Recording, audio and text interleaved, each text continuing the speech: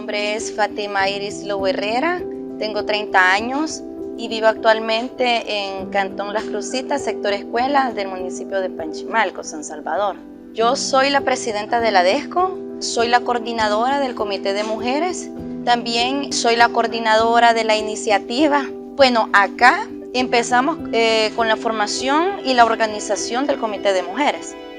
Empezamos con la lucha, tuvimos alrededor de 50-60 mujeres, de las cuales son 48 las que están activas, con el deseo y el ánimo de seguir trabajando organizativamente. Debido a la organización que se tenía, logramos obtener pues una iniciativa, la cual pues a decisión de todas fue de una iniciativa de panadería.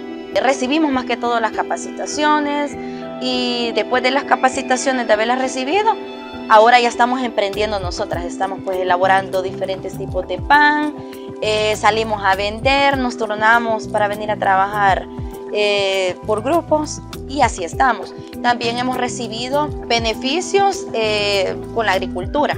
Hemos recibido semilla de frijol, semilla de maíz, plantines de loroco, hemos recibido pichones de plátano hasta el momento. Siempre en todo tiene que haber un líder, pero también ese líder no se puede mover solo y necesita un apoyo, necesita un respaldo. Sentía, más bien dicho, de que mi comunidad la tenían aislada, que no tenía participación y ahora se siente un cambio.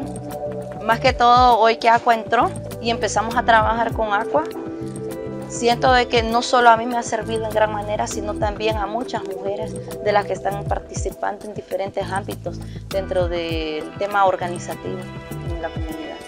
Es un reto el que yo tengo. Mi meta es que la comunidad crezca no solo físicamente en el sentido de obtener muchos logros, ¿verdad?, sino también de que las mujeres, ante todo, primordialmente, crezcan emocionalmente.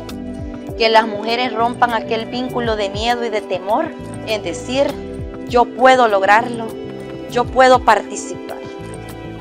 Como mujer, yo lo he visto como una oportunidad más que se nos ha dado. Las oportunidades llegan y está en nosotras el poderlas recibir o poderlas dejar ir también. Yo, como les digo acá a las mujeres, trato de motivarlas que sigan adelante y que no se queden. Gracias a Aqua que nos ha permitido pues estar acá donde nosotras estamos, con una formación, con una buena organización, unidas, siempre pues vamos a continuar.